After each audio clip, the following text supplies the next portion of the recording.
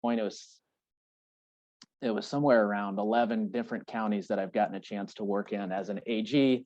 I've only been on the bench in one county here in Clallam County, but that perspective, I think, is helpful for me in terms of understanding that court happens quite differently all across the state. And at the same time, we're all operating under the same laws and have the same aspirations and goals in terms of what we're doing. And then obviously with the pandemic, I'm sure for us in Clallam County, what we're doing is pretty much from the very beginning, we put Zoom on. And for our dependency calendar, we do it once a week from 9 until noon. We have anywhere from 10 to 30 cases on at a time. And usually there's 50, 60 people on Zoom, and you kind of just wait patiently until your case is called. And then we have your hearing, and then we go on. So this is just an opportunity for you all to hear what I'm kind of thinking about as I'm doing the dependency calendar and handling these cases. As the commissioner in Clallam County, we have a unified family court, and that means that I also hear custody cases, I hear protection order cases, truancy cases, at-risk youth and chins. Just about anything that has to do with youth and families in Clallam County tends to come before me, other than I don't do the juvenile offender calendar. But so I'll handle all the dependency cases all the way up until if there's a final hearing on either termination or guardianship, one of those hearings that sort of is ultimately the ultimate determination in a case, that will go to a judge. But I usually do the fact-finding hearings to establish dependency. Those sometimes the judges will fill in, and then I do all the review hearings and the motions. So just I'm gonna kind of go over what I do as I'm preparing for court, what I'm thinking about during court, and again, throw your question in the chat, interrupt me. It's quite quiet on my end, so I don't think if there's a bunch of people talking, I'll obviously try to say, oh, hold on here. But for now, you're welcome to jump in, ask a question at any time. If our next hour and a half or hour and 15 minutes is just discussion, that's completely fine with me. I presented a handful of slides here just to kind of help direct the discussion, but I'm happy for it to go any direction that would be helpful for you all. I know we're here in the second week of the conference. I'm sure there's been a vast array of all the different sessions that you've participated in. So I'm just going to present some real basics. I'm not trying to present an overall training for you all. I know that you get a lot of really fantastic training, but I've just prepared these slides to help me just let you all know where I'm coming from and to provide an opportunity for you all to ask questions. I know Ryan's checking out the chat, and so he'll let me know if a question comes in, but you're also either welcome to raise your hand or like I said, just interrupt. But so with court reports, for me, as I said, I'm preparing anywhere from 10 to 20, sometimes 30 cases for a Wednesday morning. And so, each one of those cases, I'm reading the department court report, I'm reading the child advocates court report, I'm reading anything else that's been filed, the psychological evaluations, declarations filed by parents, and anything that comes in. And to be honest and candid, a lot of times the first thing that I look at is the child advocates report. I don't know why that is. It's sort of something that I got into when I first started, and I think that I just appreciate this very, hopefully objective perspective of somebody who's, it's not their job. They're a volunteer and they're looking out for what they see as in the child's best interest. And to me, I just like to see that as a good starting point. It kind of centers me in, okay, what's going on this case? What's important for me to know as I'm reading the other materials, and it just gives me a great starting point. So obviously different judges or commissioners are going to do it different ways, but that's how I do it. I will, because I have so much to read, I would say it's important to be concise. It's important to understand that, you know, I don't necessarily need to know what the child's favorite food is, or what they particularly like to do when they're in recess. And at the same time, I just want to know how are things going? What's happening in this child's life, and what does the court need to know in order to either make changes to what's happening, in order to implement court orders, in order to, you know, how can we, you know, we're sort of a collective as a team, right? We've got the child advocate, we've got the parents' attorneys, we've got the department social worker, we've got tribal participants, we might have the child's attorney, and we have the court. And I look at all of us as a team, and I look at us, everybody's playing a crucial role to try to support these youth that are either in out-of-home placement, maybe they're in home with court oversight, whatever the situation is. I'm not out there seeing the child, right? So the first thing I need to know is, how are things going? You know, at some point an order was entered in, and I want to know, is it working? Does something need to be changed? Have there been changes since the last time we were in court? What do I need to know about? If you don't get a report in, it's not going to be the end of the world, but it's not going to help the situation. If you can get your report in a good week or 2 weeks in advance, if there's not kind of last minute things that are happening, that's going to be particularly helpful, because what's best for me is getting a chance to read your court report, getting a chance to read the department court report, and if participants are responding to each other in their report, that's unbelievably helpful. Obviously, a lot of times things happen last minute, and so, you know, what I love is to have a court report that's filed, you know, 10 days before the hearing, and then if there's some kind of an addendum that needs to be filed a day before the hearing, that's fine. But, you know, work with your program to try to figure out what is it that your court likes, how soon in advance can you get that in there. But just know, as much preparation as I can do before a hearing, all the better, as opposed to just kind of winging it and having stuff come up last minute where I haven't had a chance to think about it. Sometimes people will write things in their reports, and I need to look up the law and think to myself, oh, that's an interesting request. What does the law require on this? But if the report comes in last minute, I'm just reading it on the bench during the hearing, then I'm not going to be able to make as good of a decision for the youth that are involved in that hearing. So just a quick opportunity here. Are there any questions or any points that anybody wants to make regarding reports that the court's reading prior to a hearing? Or Ryan, are you seeing anything in chat?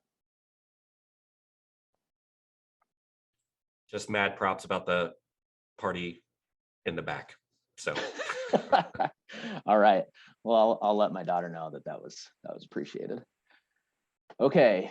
So then we have hearings. We have, as y'all, I'm assuming know, you have dependency review hearings, you have permanency planning hearings, you have motions, and I'm not going to get too much into the fact finding and the dispositional hearing.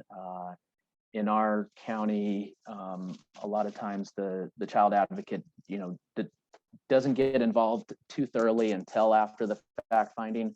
And so I'm focusing primarily more on, okay, we've got a dependency that's established. What's the purpose of this hearing? What can you all bring to the court hearing? Well, one thing you can bring is yourself. It's very, very helpful to have the person who sees the children, who's talking to them, talking to the parents, talking to the school, the family members, relatives, anybody that's involved in these youth lives, to be present and to you know, express to the court what they see is going on. We've got great program managers in Clallam County. They do an amazing job of filling in for advocates if they're not able to make it, or if they're having technological issues. Totally understandable, that happens. But if you can be there, if you're joining your hearing by Zoom, when it's time for your hearing to come on, you turn your video on. a lot of times that cues me in, and I think, oh, okay, there's so and so. I know that they're a volunteer on this case, and I'm going to be looking for them for their opportunity to elaborate on their court report. So make certain that you're there. Make certain that you're focused and that you're essentially as though you're at court if you are participating by Zoom or some remote manner. That your appearance is professional and that you're focused and ready to go, because that's what the youth deserves. Somebody who's present, focused, and there. And these are all the things I'm thinking about. I'm thinking about, how's the current placement? Is it working? If the child's not home, how do we get home? How's the visitation going? Is it adequate? And just to give you an outline of my overall presentation, I'm going to touch on each one of these. But so, generally I've got, anywhere from 10 to 30 minutes, I'd say, for a hearing, and we need to cover all these topics. And so again, that's why it's unbelievably important for you to be there, for you to have filed a court report, and for you to have really indicated to the court, here's what's happening, here's what's not happening, here's what we need you to do as the commissioner to get this case headed in the right direction. So when it comes to placement, at any review hearing, any permanency planning hearing, and obviously if there's a motion to change placement, the court can address placement.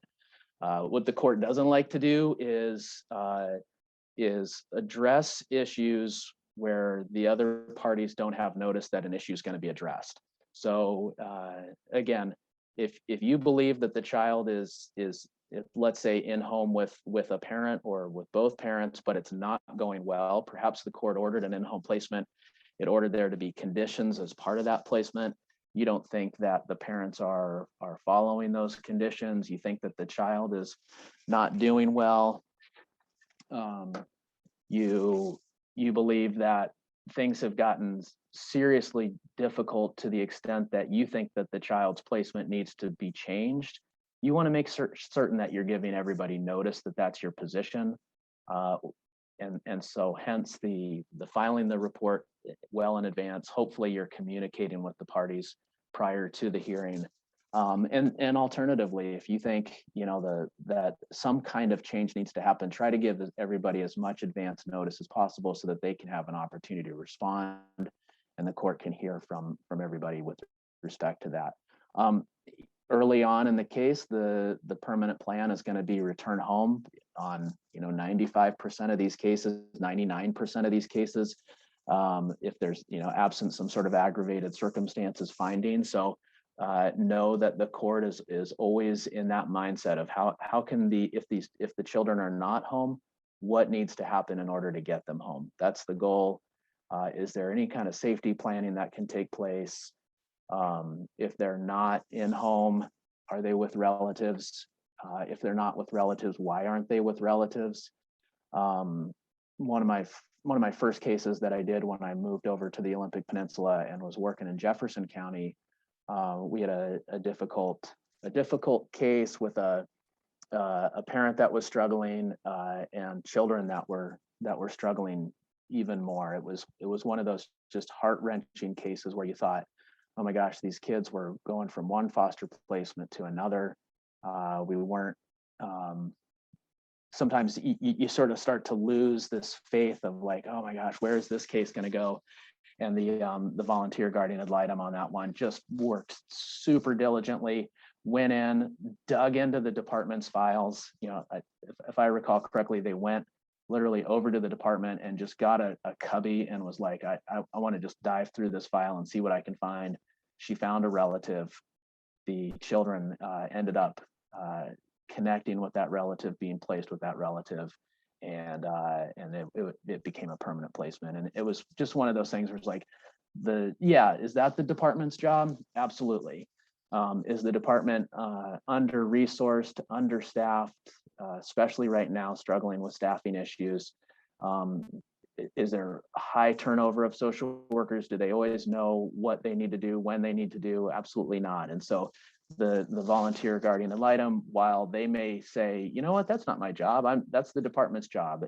If you're seeing the need for youth to have some kind of permanent placement, and you're not believing that the department's turned every stone over, then there's no harm in you doing all the best that you can to make that happen. And ultimately, when it comes to placement, what is it that's needed to minimize the number of placement changes? I think as you probably learned through your trainings, and is essentially just common sense, is the more placement changes youth have throughout their dependency, the worse their outcomes are in every level, whether it's graduating high school, whether it's higher education, just long-term outcomes. The more placement changes youth have, the worse their outcomes are going to be. So as much as you can participate in helping the placement to be stable, all the better the youth are going to be for it. And then certainly siblings. Are the youth placed together? If they're not placed together, why aren't they placed together? And sometimes it's complicated, because I do get child advocates who say, this is the one case where I actually think the youth would be better off not together for whatever reason. I mean, obviously every family is so unique and individual, and so always taking a fresh look at that. And if you're going to make a bold assertion like that, being able to communicate why that is, and allowing all the parties to take a serious look at that. So placement is obviously going to be at the forefront of what we're looking at in these hearings. And then the next thing is going to be visitation. And again, if you've joined late, just either put any questions in the chat, or feel free to interrupt if you have any questions when it comes to when it comes to what I'm talking about here. And even if you have a question that's not on topic, I'm happy to address any questions you might have. Commissioner, we do have a couple of questions that have popped up in the chat, if you want to take them now, Go ahead. about reports. Okay. So generally, what do you want to see in the report from the advocate? Yeah, great question. I mean, what I want to know is what you, I hate to be too broad, but what do you think I need to know? And I'm kind of going through all the things that are discussed at a hearing, but what I want to know is how are the youth's current placement? How are the visits going with the parents? Are they getting enough visitation? How are what are the needs of the youth when it comes to their mental health needs, their educational needs, their dental needs? Really, I can't be. It's like, you want to be concise, you want to be to the point, and at the same time, there's so much that we need to cover during these hearings. The main thing that I want to know is, what don't I know and what do I need to know, in terms of how to really serve the youth, the best interest of the youth. And are there any changes? If you're kind of like, the youth's doing well, they're in a great place, the social worker's on top of it, you can let the court know all that. But in particular, if there's something like, this youth needs a tutor, this youth needs to be in counseling, this youth is not getting their cultural needs met, really highlighting those points and your recommendations on what the court can do to support the youth in getting those needs met. And if you ask that question, feel free to jump in or add to it if you had something more specific that you're asking about. Anything else, Ryan? Do you actually read the reports, or do you just skim them? I mean, word for word, it actually depends on the case, but I would say I read what I believe is important to know. I think I spend many hours preparing for the dependency calendar. So I'd say that in general, I feel like I read them. If I know a case super well, and that's one of the benefits for me. I know in a lot of counties, the commissioner or the judge who's reading the case, they might not, they might be doing dependency cases all day, 5 days a week. And so they're not going to know their cases quite as well as I'm lucky in that you can pretty much state a case. And if I don't know it right away, you can give me a couple facts and I'm like, oh yeah, I know that case. So a lot of times I'm reading it, I'm like, oh yeah, I remember this case.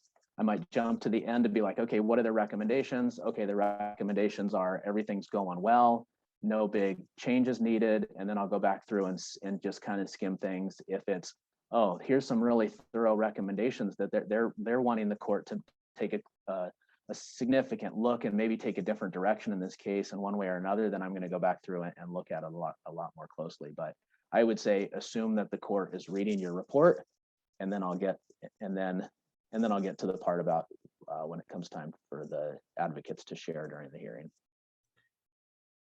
Do you need information for just the review period, or do you like a little summary of the case and then what's happened since? I personally, a little summary of the case isn't bad. That can refresh me and be like, oh yeah, this is that case that I'm thinking about. Know that when I'm reading your report, I have the file in front of me, so I can look at the dependency petition. If I need to go back and look at what brought this case into court, I'm going to look at the department's court report. I might look at some of the history. So you don't necessarily need to spend 4 pages writing a summary for the court, but something that says, these children, like, dependency was ordered in November of 2019. Children have been placed out of home for this long. A bit of a summary can certainly be helpful for the court. And these are great questions. Thanks for asking them. There's a couple more. Yeah. What do you find is the most valuable part of the court report that is submitted by an advocate?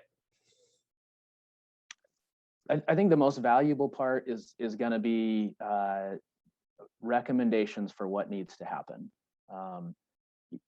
In a lot of ways, a lot of cases can operate fairly smoothly where the court has ordered a dispositional plan. The department has made that dispositional plan available to the family. If it's an ICWA case, they're providing active efforts. If it's not an ICWA case, they're at least providing reasonable efforts to make certain that the family can participate in the services and the family's engaged, they're doing well. The case is moving along. The children have returned home. We're on track to dismissal. It's like in some ways it's like, okay, court, we just need you to set the next hearing. Everything's going well. We don't need a whole lot from you. Other cases are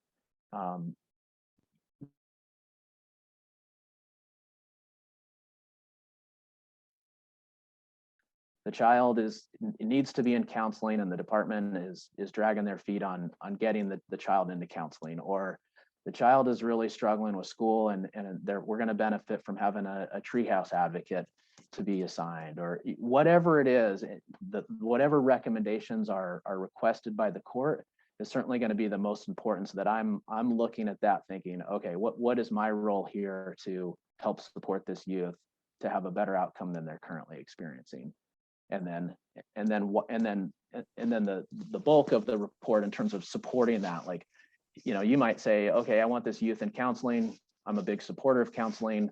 All youth should be in counseling. Okay, that's good to know. But if you're saying, I want this youth to be in counseling, here's why, here's how they're struggling, here's what I think the counseling is going to do, obviously that's going to help the court a whole lot more. A couple more. Do you see an abundance of continued cases from month to month? Our county is struggling with social workers' reports being late, resulting in 2 to 3 continuances in a row for the same case, which prolongs the amount of time that kids are in care. Do you have any advice to combat this? Yeah, it certainly happens. I don't feel like we're in a position where we're often continuing the same case multiple times. It's not unheard of for sure to have continuances because the social worker hasn't had their court report filed. I would say one thing is to feel free to object to a continuance. If the state is asking the court, we want to set this over 2 weeks, we haven't timely filed a court report, I'll ask all the other parties, is there an objection to the continuance? If you think, you know what, I do object to the continuance, this kid is not getting their needs met, and we need the court to enter an order to support this youth, and I want the case heard today. And ultimately communicating that to all the parties beforehand. And usually, I don't know how it happens in your counties, but when I was at the AG's office, there would often be kind of an email that sent around, hey, everybody on this case, the court report hasn't been filed yet, we're going to be requesting a continuance. And you'd hope that an email would be responded to say, hey, just so you all know, we're going to be objecting to the continuance. We think the youth needs to be evaluated for, X, Y, and Z, an IEP or something like that. But these are unbelievably challenging times, as everybody here knows, for many, many reasons. And we just lost in the Clallam County office a handful of social workers due to the vaccine mandate. And so you already had a department that was not fully staffed.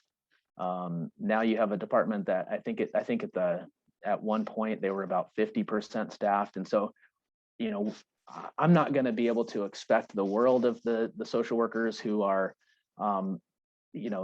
probably not as experienced as we would all want them to be, and under-resourced and all of those. And at the same time, we've known about this hearing for 5 months. Why can't we have it? So there's, in some ways it's like, well, I don't want to, the statute requires certain timeframes for when hearings are held. And I don't want to hold a hearing just for the purpose of holding a hearing. If everybody can work together and say, there's no harm in having this hearing in 2 weeks, ideally that would all be understood beforehand. And if it's not contested, then you don't need to take your time out of your life to wait around just for the continuance. And at the same time, like I said, don't be shy to be assertive and say, I'm sorry you haven't gotten your court report done. We think there's some things the court needs to address, and here's what they are. This is a good one. How often do judges and commissioners get together and meet? Do you bounce ideas off of each other? Just trying to figure out how you stay somewhat consistent with decision-making regard to your role in the court, from other than following the RCWs. Yeah, that is a great question. We have a big conference every spring is at Superior Court judicial officers. Every fall there's a statewide conference that includes also municipal and district court and Superior Court commissioners and judges. But the one in the spring, I usually try to attend because it's specific for Superior Court, and they're going to have some more dependency and family court related information. I personally am on also a family and juvenile court judges association. That's through it's part of the Superior Court Judges Association. And I'll be getting emails about, hey, here's legislative updates. I'll speak with I know the commissioner in Kitsap County. Him and I will get together. I also know the judge in Jefferson County. Him and I will get together and talk. But yeah, it's a lot like hopefully you as advocates, in terms of taking the time to attend this presentation. The law is always changing, whether it's legislative updates, whether it's Supreme Court or Court of Appeals decisions. I'm certainly never fully up to date. I always wish I had more time to read opinions and decisions, and at the same time, I certainly do my best to stay as up to date as possible. And I would say that judges and commissioners will get together on a pretty regular basis. And I would just say I'm particularly interested in child welfare law, and so I'm always trying to go out of my way to learn what's new and what's going on. Maybe there's a judge or a commissioner in your jurisdiction who, sometimes this can be an area of law where there's people who are like, oh, I have to do that rotation. I'd rather be doing criminal trials, or I'd rather be doing civil trials. And that's obviously going to be what it is. But yeah. There's a couple more, but I think this is we'll go ahead and pause and let you continue on with your PowerPoint. Okay. Yeah, just interrupt whenever. So I did want to point out, so again, in terms of your court reports and in terms of what you're presenting to the court, one of the things, we were just talking about placement, and so the court's going to be reviewing how's the current placement. Does there need to be some kind of a change, something implemented to ensure stability? Visitation. This is an update to the law that just occurred this summer, where basically, if the court previously ordered that visitation between the parent and the child needs to be supervised or monitored, there shall be a presumption that such supervision or monitoring will no longer be necessary after the review hearing. And and to overcome this presumption, it says a party. It doesn't have to be DCYF. So if you as the child advocate have concerns about what hopefully I'm encouraging you, and hopefully you're getting the department's court report before the hearing and you're reading what they've written. If they haven't put in that court report some basis for why the visitation should not automatically become unsupervised after the review hearing, you can do that if you believe that that's important, and you just have to provide evidence that establishes that removing the supervision or monitoring would create a risk to the child's safety, and the court shall make a determination as to whether visit, supervision, or monitoring must continue. So that's new this summer. I went into effect towards the end of July, and I think some of the department social workers and from the AG's office, I think at the time it took a little bit to kind of get up to speed on that as to that change. But I personally, I think it's great. I think that we should always be trying to figure out, I think we can get into this, the visits are supervised, and this is, it's going to be this kind of like scripted.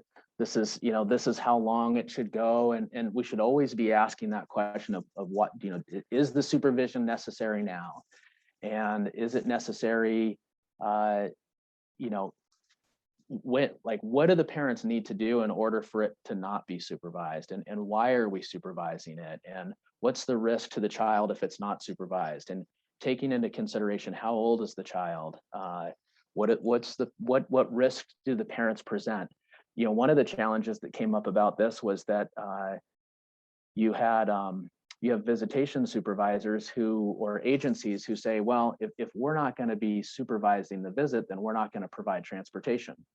And the department says, well, we're having a hard time articulating why the visits should be supervised, so we're just going to say that they're not supervised. And then you create this whole new scenario as to how we're going to get the transportation. And then the department might not necessarily have the infrastructure just to provide transportation for visitation. So it's one of these things that there's always new challenges that maybe some people didn't foresee, or that I certainly wasn't thinking about when I was on the bench. And it's easy enough just to say, all right, well, I'm ordering 5 visits a week and they're all going to be unsupervised. And the social workers sitting there thinking, well, all right, I appreciate that. And at the same time, our visitation agency isn't providing the transportation, or they're not able to make that happen. And that's fine. I don't necessarily need to worry about whether they can make that happen.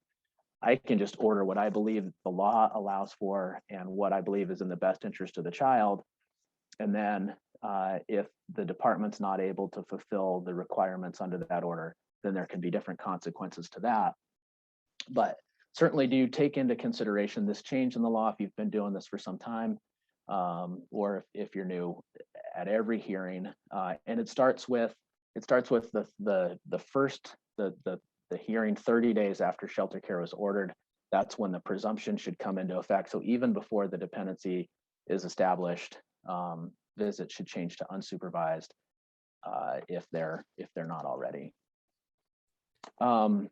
And just pulling a little language from the dependency statute of 1334-136, visitation should be early, consistent, and frequent.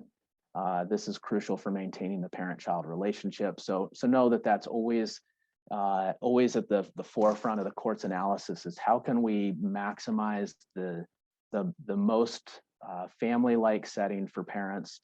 The ideal scenario, obviously, is the children are placed in home with the parents and we're not addressing visitation. The next most ideal scenario is, okay, the parents are able to reside with the relatives who have the placement of the children, and they're able to visit as often as possible.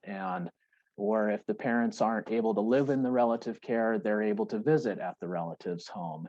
If they're not able to visit at the relative's home, they're at least able to visit in some kind of family-like setting on a very frequent and regular and unsupervised manner. If that presents a risk to the child, then you keep going up the supervision level.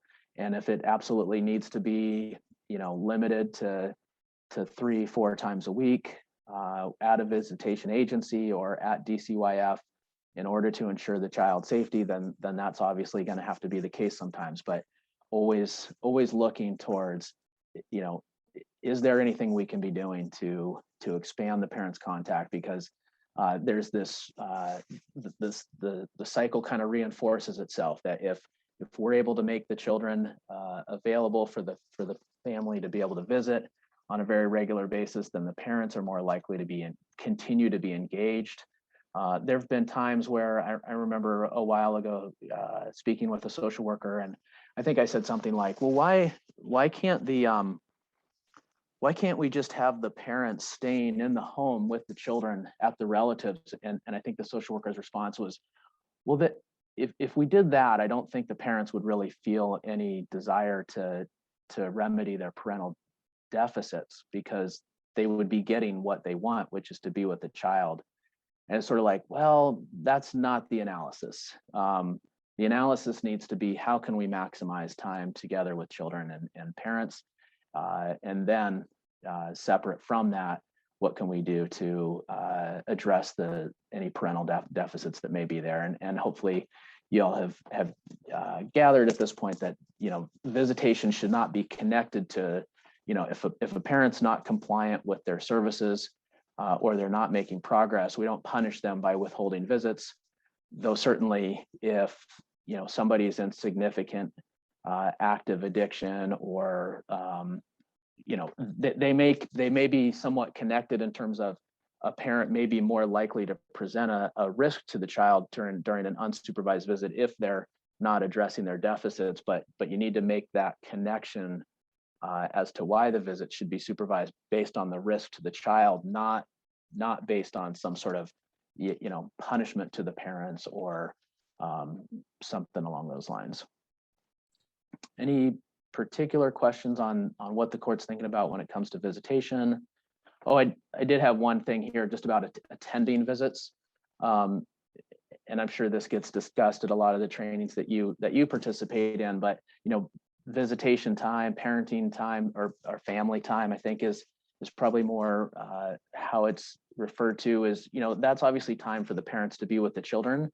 And so you want to be really cautious. It could be very beneficial for the child advocate to be able to see the parents and children together, but you want to be really delicate about that to make certain that you're not intruding in it, and that maybe that's something that you're observing down the road a little bit as you've gotten a chance to build a connection with the youth and hopefully the parents as well. And so you attending the visit maybe just for a little bit wouldn't be as disruptive as it might early on. So I just want to put just a little comment about that in there.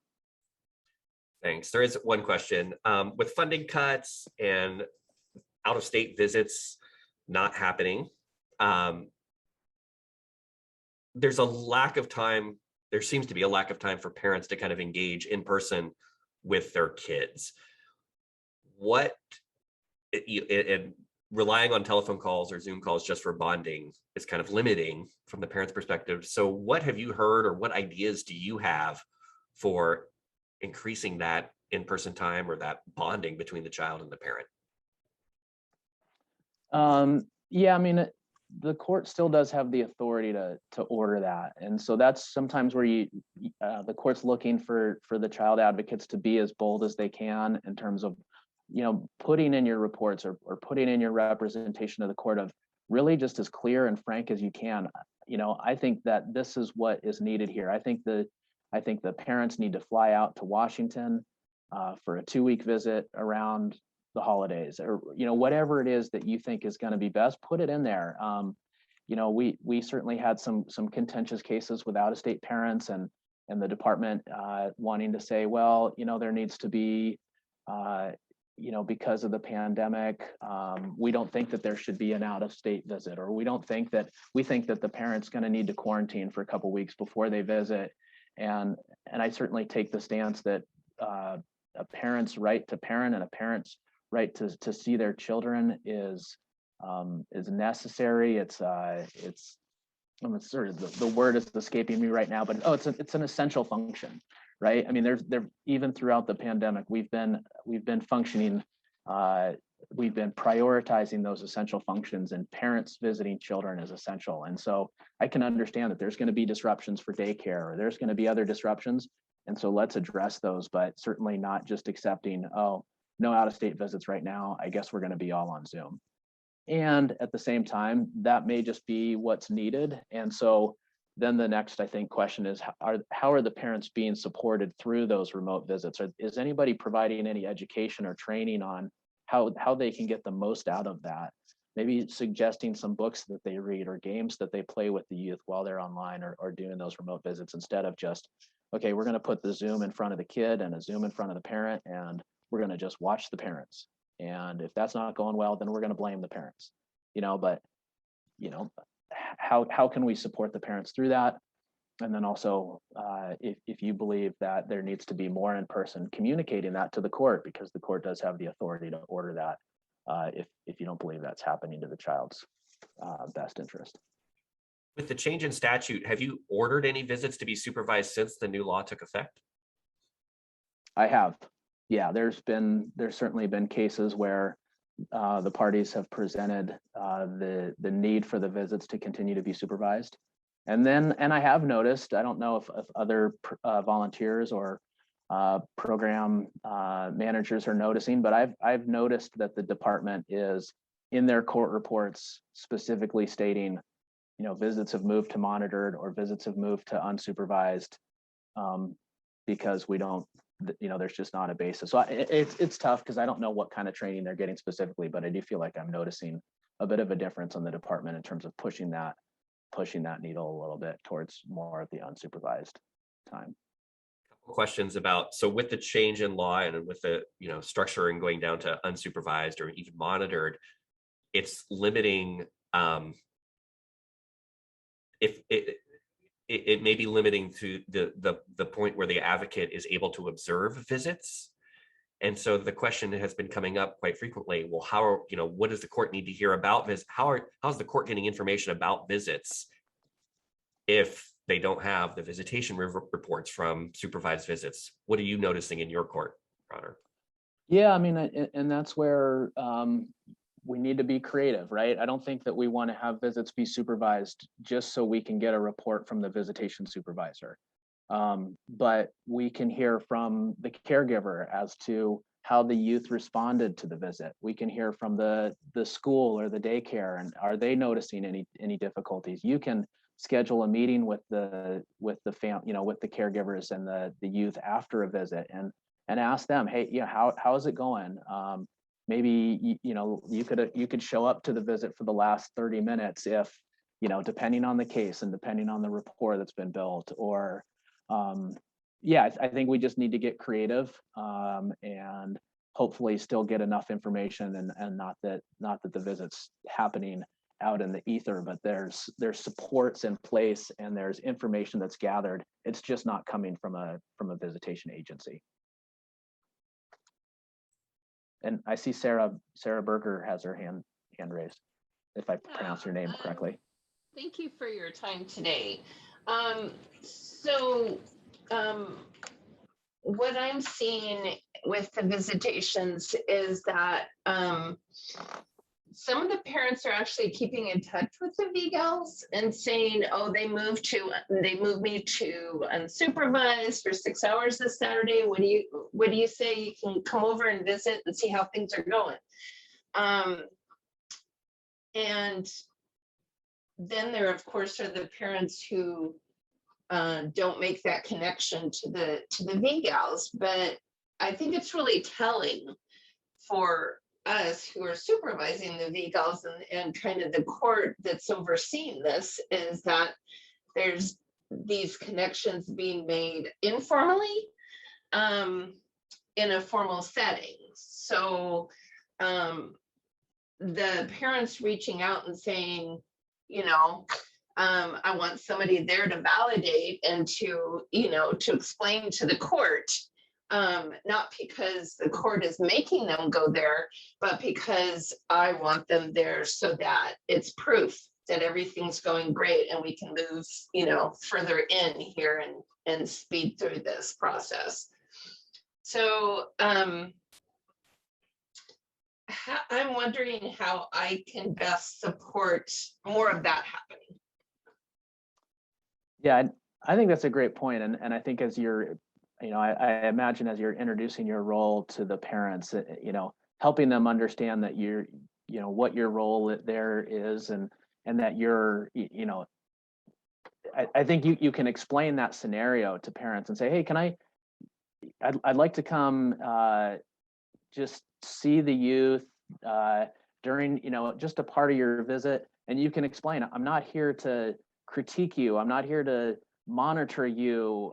I'm here to support you, and ultimately you're there to support the youth, right? You don't want to mislead them by any means, but helping them understand that, that the goal of all of this is generally reunification, right? And so you can kind of explain that and frame it in that way. I think you make a great point. And again, you don't want to mislead them, because if something comes up that you find is very dangerous to the child, you probably want to explain that too, to say, I do have that responsibility as well. But yeah, I think it's as much as we can come to these cases, understanding the position in which these parents are at, right, where they're inherently going to be skeptical of who you are and what your role is, and certainly the department and the court and all the players generally. And so as much as we can come in and understanding that, and that skepticism is for good reason, based on historical context and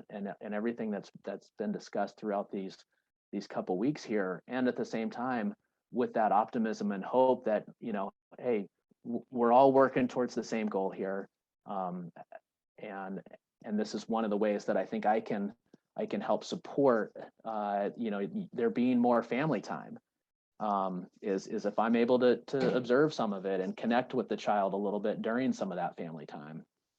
So that's a great question, though. One more. Speaking of roles, we had a volunteer that asked, I'm struggling to understand what role the child's attorney will play and what information they will be providing the court. Yeah, so the child's attorney, and that, let's see if I've got that coming up here pretty soon. I'll go back to the slide I just passed by, but one of the things that you're going to be reporting to the court and presenting is based, are the children's needs getting met? Mental health, medical, dental, educational, and certainly that stated interest versus the best interest. And your role as the child advocate is to be expressing to the court what you believe is in the best interest of the child, and the attorney their role is to advocate for the child in terms of what the youth states as their stated interest. And right now the law is that if a youth is 12 years or older, they should be, if not appointed an attorney, certainly asked if they'd like to have an attorney, and that's changing now to 8 years and older. And for all cases when termination petitions have been filed, whether no matter how old you are.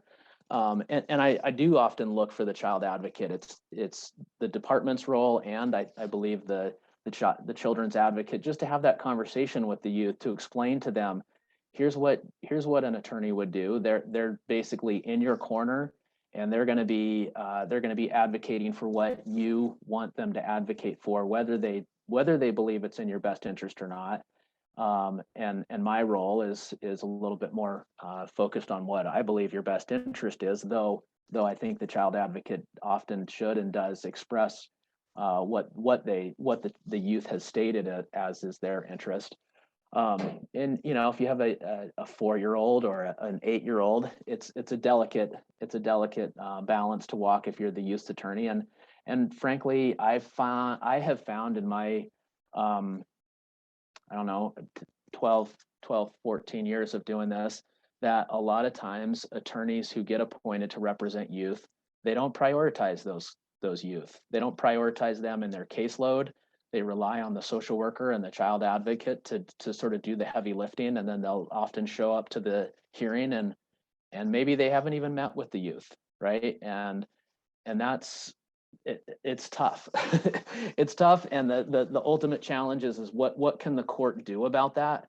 In terms of like, am I going to admonish that attorney right then and there? Is it going to be a discussion outside of that? And ultimately, I mean, I'll be honest, in Clallam County, we're suffering from the same labor shortage as the rest of the country is. We don't, you know, we've got attorneys that are appointed to tenants. We've got attorneys that are appointed to parents, attorneys appointed to kids, and there's just not enough attorneys. I mean, we just had an attorney opening in our county, and one attorney applied. And so as much as I might think, you know what, this attorney, I don't think that they're fulfilling the needs of their contract, and I might reach out to Okla. And at the same time, a lot of times youth attorneys, I think, can certainly, they can play their role in a lot of different ways. It doesn't always need to be meeting with the youth for every, you know, prior to every single hearing. And though it's hard to imagine how you could really do your job if you haven't. But I think it's a good question in terms of how you explain to the youth the difference.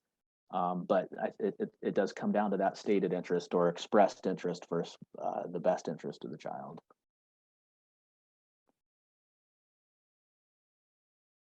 So coming back to our hearings and what it is that the court's thinking about. Again, just a quick review. We're discussing placement. We're discussing visitation. We're also discussing the service plan. Are the services that are being offered to the parents culturally appropriate? Are they services that the parents can connect to?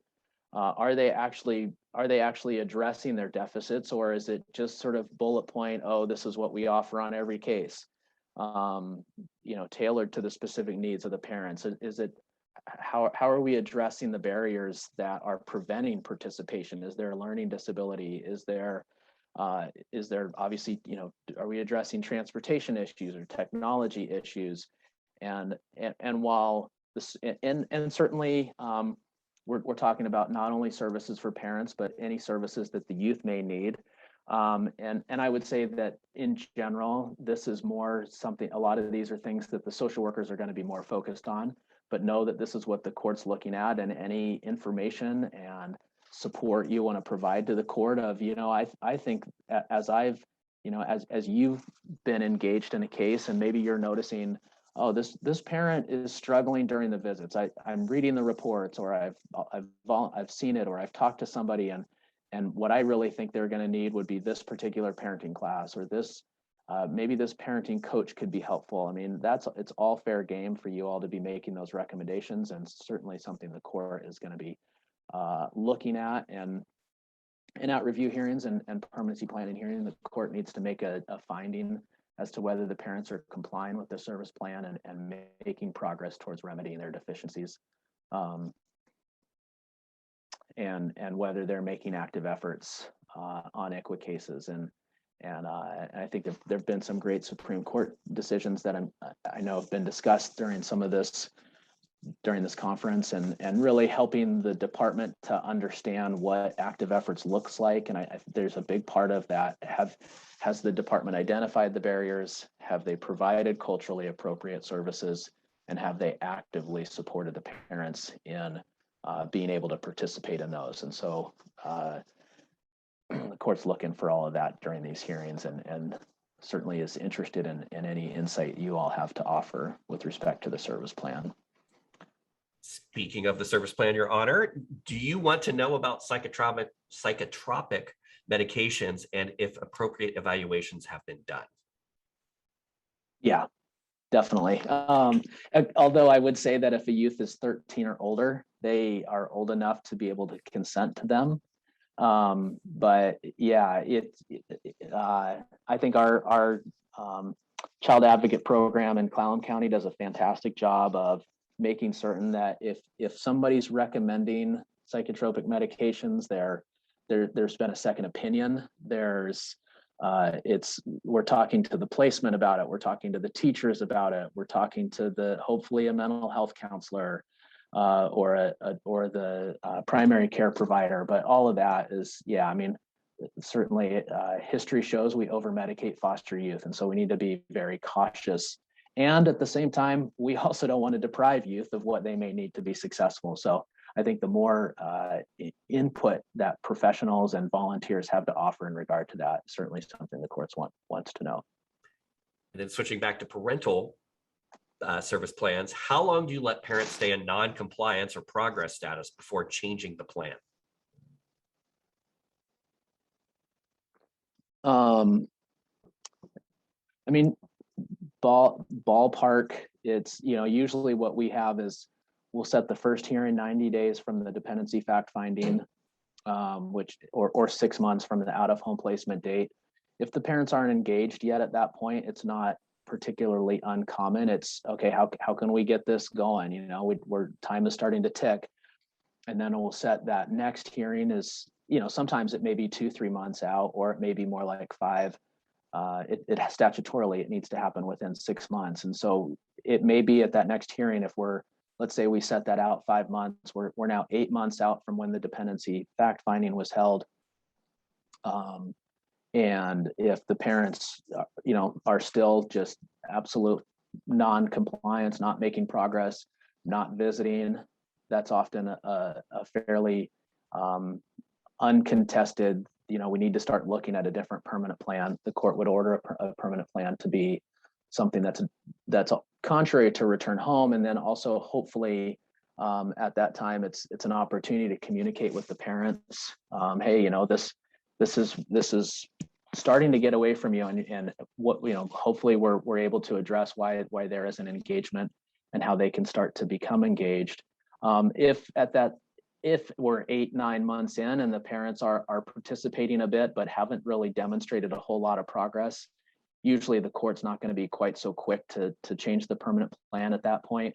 But 12-15 months, if we still haven't had that progress, then a statute would say, and just the statutory language is, if the child's been out of the home 15 of the last 22 months, the court needs to order the department to move in a different direction on the permanent plan unless it finds good cause to do otherwise. What can advocates do if they notice something isn't happening? And how do they get that information in front of the court? And let's say that the next hearing isn't for another couple of months away and they notice that bottleneck. What recommendations do you have for advocates to do in those circumstances? Yeah, I think it's a great question, and I encourage advocates to be active parties to these cases. Note up a hearing. If you're being the squeaky wheel and you're saying, hey, I think that these parents need this service and it's not being adequately provided, or this barrier is not being addressed, and you're raising that to the department and they're not responding, and the parents' attorneys aren't noting motions on behalf of the parents, or whatever you think needs to happen, note a motion. Be active, bring the case to court, get a court order if you think that's what's needed. No need to wait for 2-3 months for the next hearing.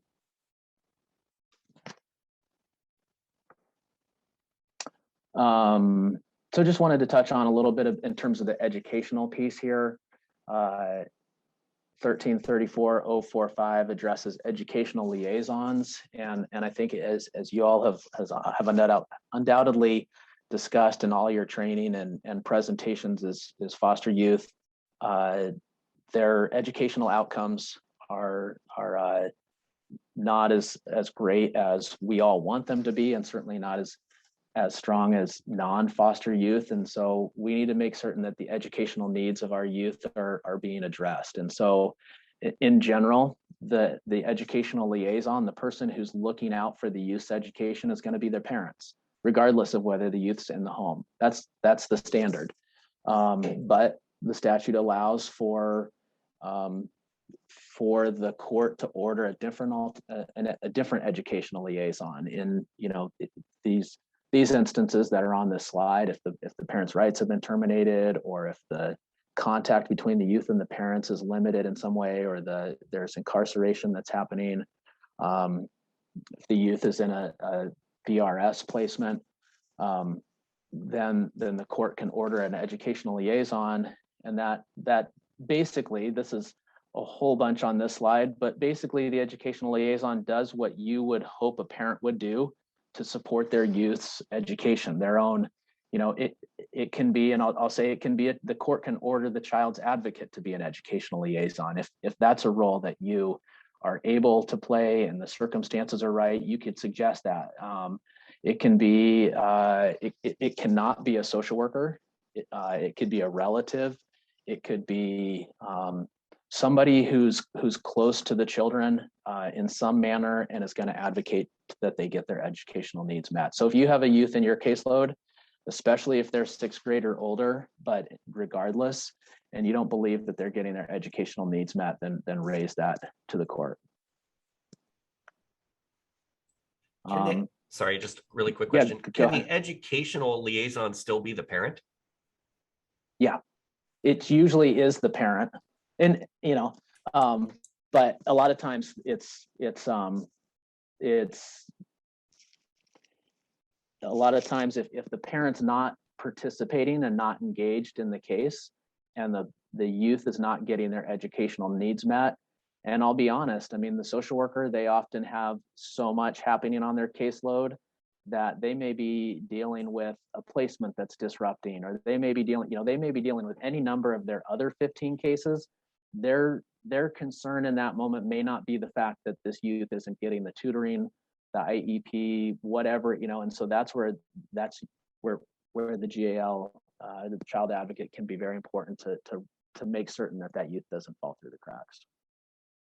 And I saw Jan Manning had her hand up.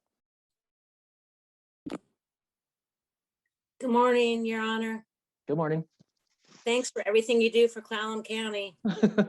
Thank you.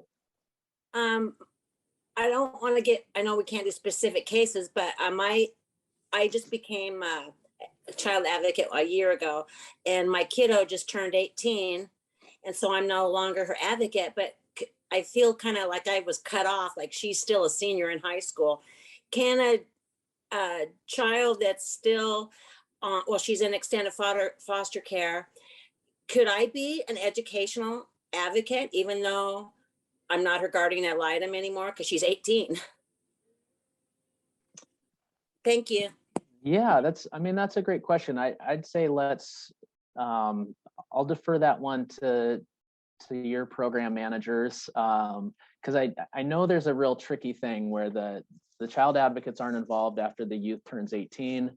Then you have, then the question is sort of, what are your professional ethics around that in terms of what's your connection moving forward with the family? And I would just say that that's generally out of my area of expertise for this one. So I'm going to defer that one. Great question.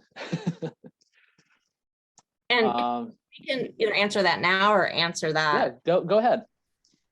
So our policy is pretty much the same as it is across the state as far as contact with the youth after they turn 18, or a dependency is dismissed. Once a dependency is dismissed and a child's under 18, then contact with the previous JL can be initiated by the family if they choose. However, for a child that has turned 18 and is in extended foster care, then they can opt to have or not to have any kind of contact with the GAL, and that would be on a personal basis, and they would not be doing it under the guise or protections of the policies with our program. So we do have, I have a young gal coming in tomorrow to work on an essay that she needs for school, who is in extended foster care, but no longer represented by a program. And so we do still have contact at the request of an adult,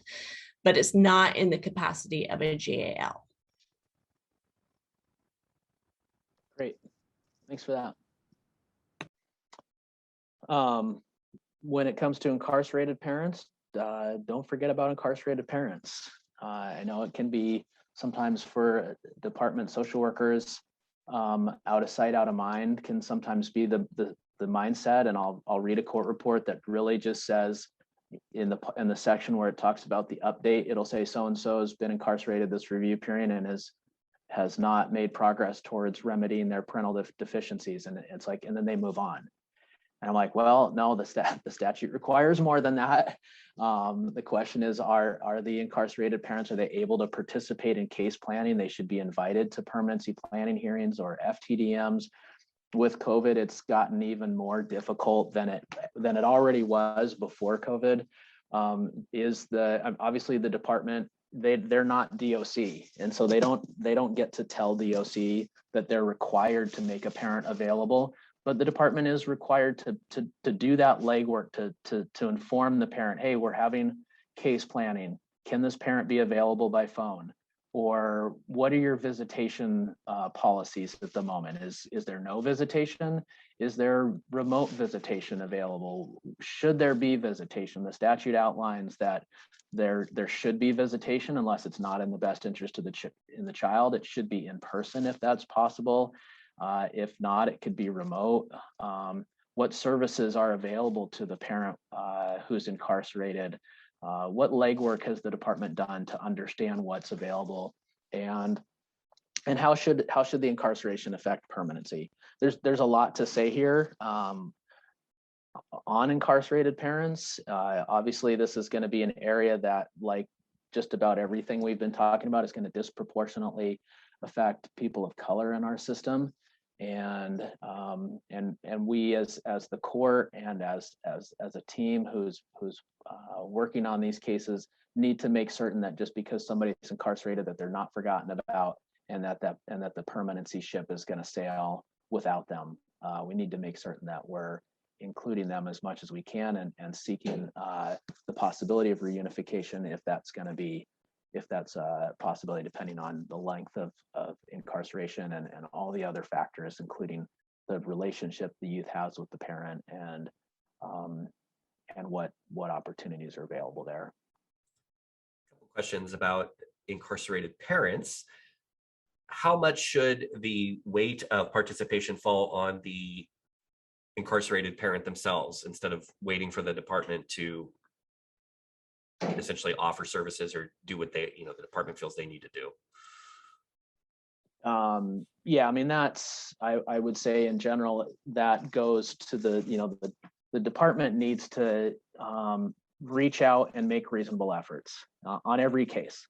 And so they can't just say, oh, it's up to the parent to try to figure out what's available for them. No, the department's obligated to take affirmative steps to look at the service plan that's ordered for the parent, try to see what's available. There have been cases where the court's ordered a parent to participate in a psychological evaluation, and the psychological evaluator has gone into the prison and participate and performed that evaluation on the parent. There have been times where the courts had to order that to make certain that happens. So it's all very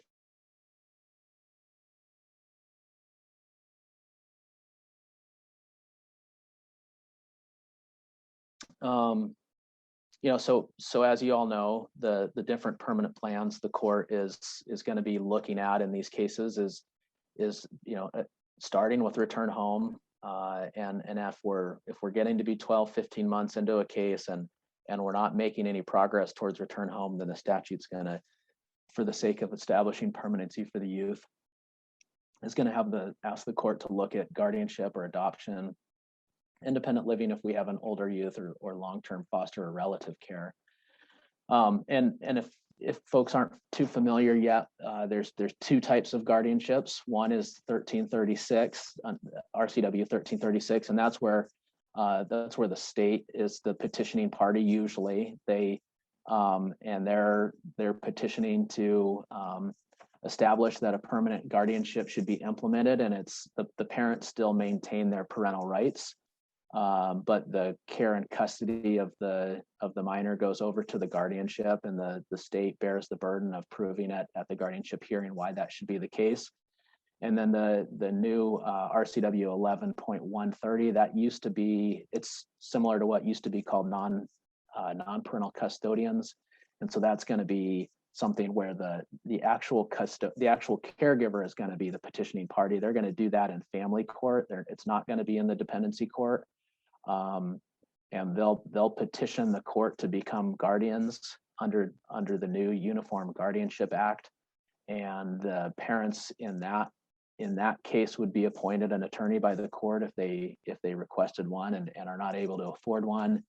And then that could also be a different permanent plan. And those two guardianships are quite different in terms of when they can be changed. Under 11.130, if a guardianship is entered under that statute, that can be terminated or modified based on a change of circumstances to just the parent. Let's say a parent is struggling with addiction, active addiction, and then they get clean and sober or engage in treatment and recovery, and that could be a basis for that guardianship to be modified. But under 1336, the guardianship would only be modified if there's some kind of change of circumstances to the minor or the caregiver. So a lot of kind of technical nuance here that we don't necessarily have time to get too much into, but just know that there's the different permanent plans, and that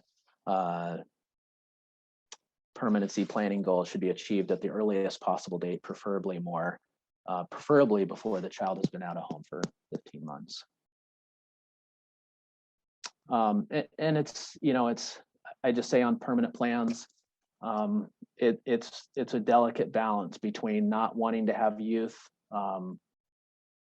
spend years upon years in foster care, and recognizing that we can't give up on parents. We can't.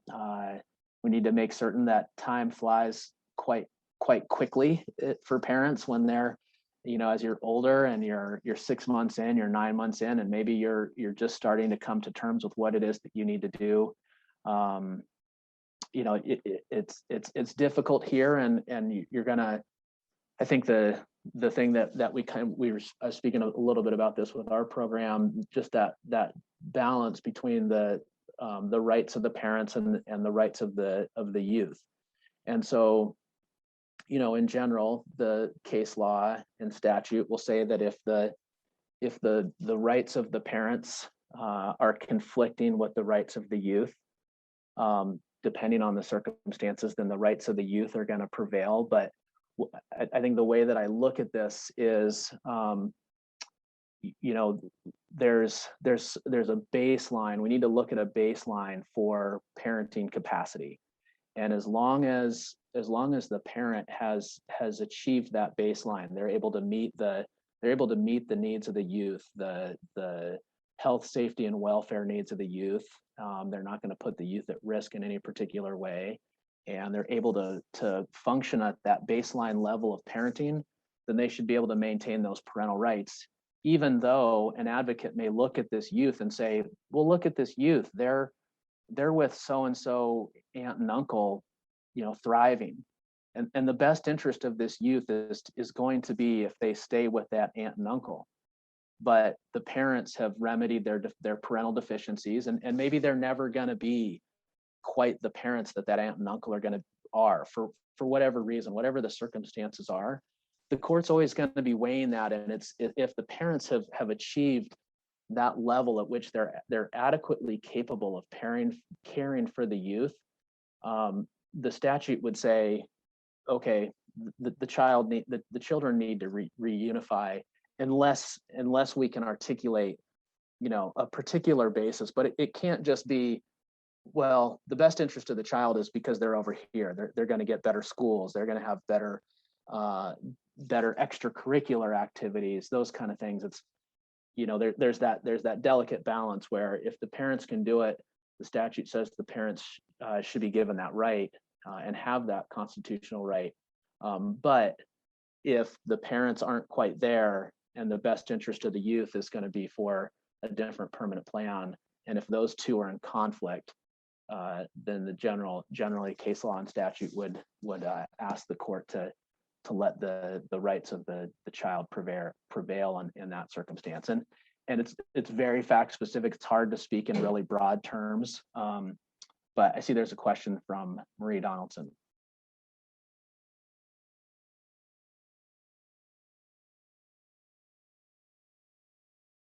And you're on mute if you're talking. Thank you. Yeah. I get concerned about the mental health aspect of everything. I think the two most important things for me are the education, or the thing that stands out where my heart starts beating fast is their education, the children's education, and that piece, and then the mental health aspect of the parents. And I don't even know what I'm asking. where does mental health come into play for all of this for you? Yeah, and I think I appreciate the question because it's like,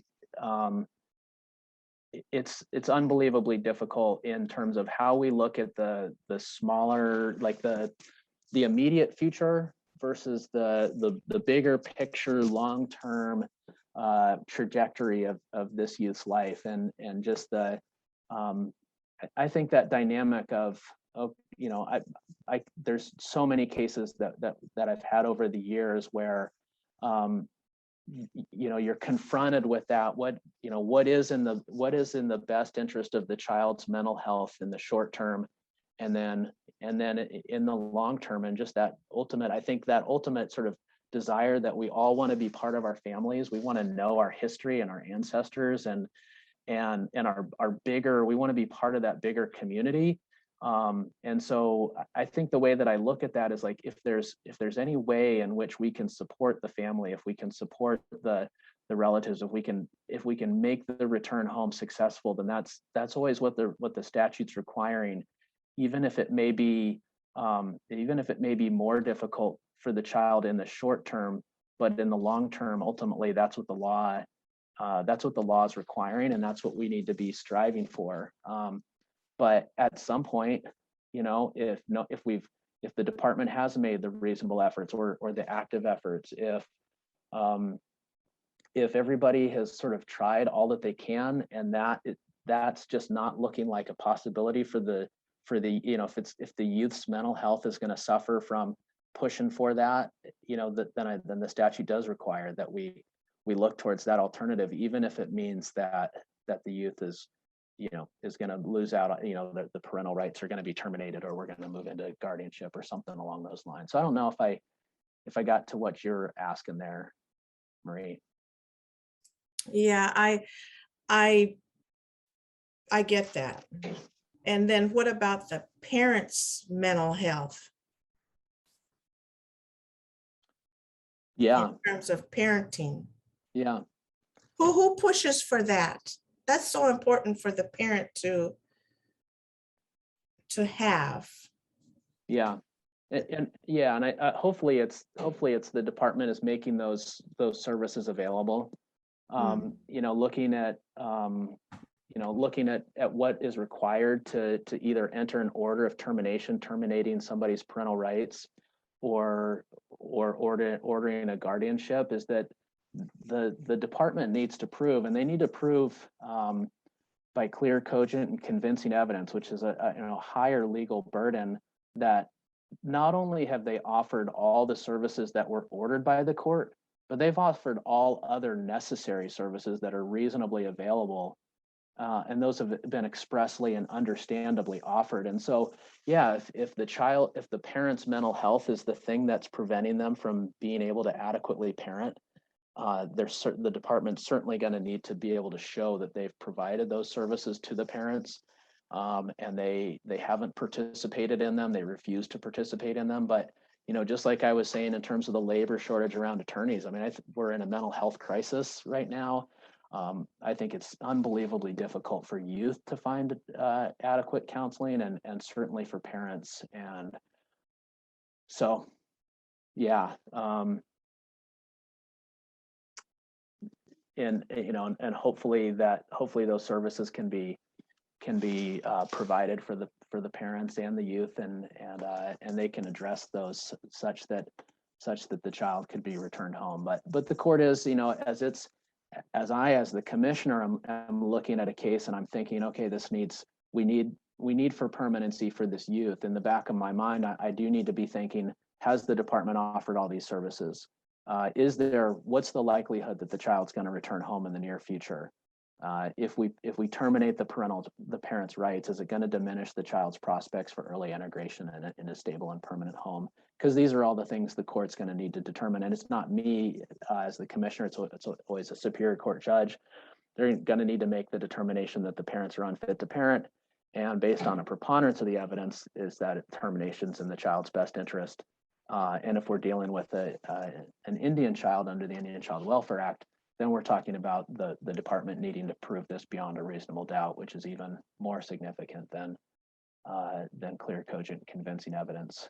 And then under guardianship, it's very similar elements to needing to prove that. But for the early integration to a permanent home, the department just needs to, again, prove that they've offered all the services that have been ordered and are reasonably available. We are about at time. Is there any kind of final burning questions that anybody hasn't gotten a chance to ask? Your Honor, I'm sorry, but we are going to have to kind of cut it off there. But I'm just wondering if you had any final thoughts that you wanted to share, kind of final bullet points that you wanted to make sure that all advocates knew.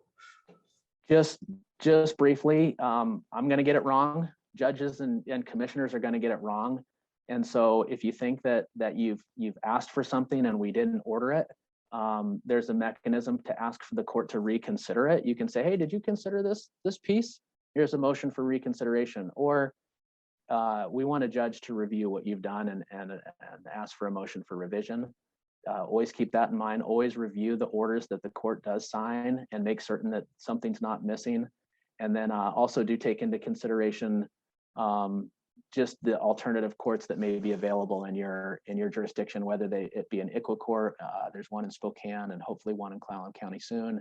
Your early childhood courts, which are the best for babies courts, or family treatment courts, as those are going to be fantastic programs where everybody's going to be able to really be less adversarial and more focused on making certain that the families get the resources they need to address their situation.